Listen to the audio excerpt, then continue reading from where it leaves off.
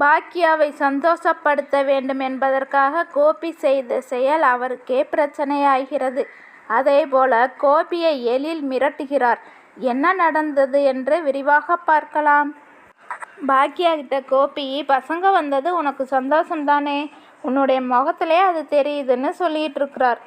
செல்வி, அக்கா கடுப்பில் இருக்கிறாங்க, இவர் இப்படி பேசிகிட்டு இருக்கிறாரு, இந்த ஆள் எப்படித்தான் அவங்களோட இவ்வளோ நாள் வாழ்ந்தாருன்னு தெரியல அப்படின்னு மனசுக்குள்ளே திட்டிகிட்டு இருக்கிறாள் செல்வி. இப்போ பாக்கியா டென்ஷன் ஆகி, நான் உங்ககிட்ட வந்து என் பசங்களை பிரிஞ்சு இருக்கிறதுனால எனக்கு வருத்தமாக இருக்குதுன்னு சொன்னேன்னா, நீங்களே ஒரு முடிவு எடுத்துட்டு நீங்களா ஒரு வேலையை பண்ணி வச்சிடுறீங்க. செலியனோட மாமனாருக்கு உடம்பு சரியில்லைன்னு அவரோட பிஸ்னஸ் அவன் பார்த்துக்கிட்டு அவங்களுக்கு உதவியாக இருக்கிறான். அதுபோல் எழிலும் ஒரு காரணத்துக்காகத்தான் வீட்டுக்கு வராமல் இருந்தான். நாங்கள் எப்போவுமே ஃபோனில் பேசிட்டு சந்திச்சுட்டு சந்தோஷமாக தான் இருந்தோம். இப்போ எல்லாரும் வீட்டுக்கு வந்துட்டா எல்லோருக்கும் கஷ்டம்தான். நான் காலையில் கிச்சனுக்குள்ளே போனேன், இன்னும் முடியல.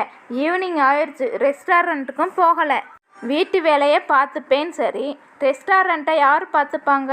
அது மட்டும் இல்லாமல் வீடு ரெஸ்டாரண்ட் பிரச்சனையை கூட விடுங்க, என் பசங்களுக்கு நான் சமைச்சு கொடுக்கறது எனக்கு சந்தோஷம்தான்.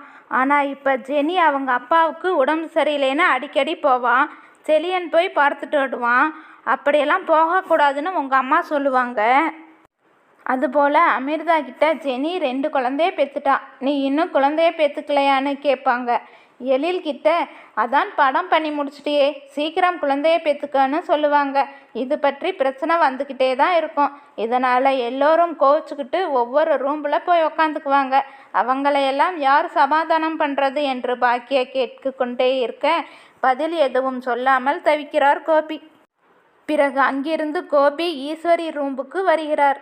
அங்கு ஈஸ்வரி ஒருவரிடம் போனில் பேசிக்கொண்டிருக்கிறார். அது யார் என்று கோபி கேட்க, அதற்கு என்னுடைய பேரன் வீட்டை விட்டு போயிட்டாங்க என்று ஒருத்தி பின்னாடி பேசிக்கிட்டு இருந்தா, அதனால தான் இப்போ எல்லோரும் வீட்டுக்கு வந்துட்டாங்கன்னு அவகிட்ட ஃபோனில் சொல்லிக்கிட்டு இருக்கிறேன் என்று சொல்கிறாள்.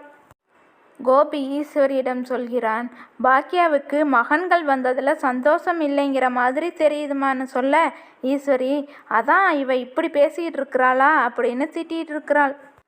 பிறகு பாக்கியா எல்லாருக்கும் சாப்பாடு எடுத்து வைத்து கொண்டிருக்கிறார். அப்போது பாக்கியா சொன்னது போலவே ஈஸ்வரி எழில் மற்றும் அமிர்தாவிடம், நீங்கள் எப்போது குழந்தை பெற்றுக்க போகிறீங்க என்று கேட்டுக்கொண்டு இருக்கிறார். இதனால் எழில் கோபப்படுகிறார்.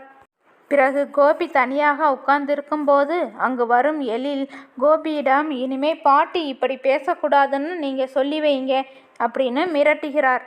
ஈஸ்வரியிடம் கோபி பேசி கொண்டு இருக்கிறார்.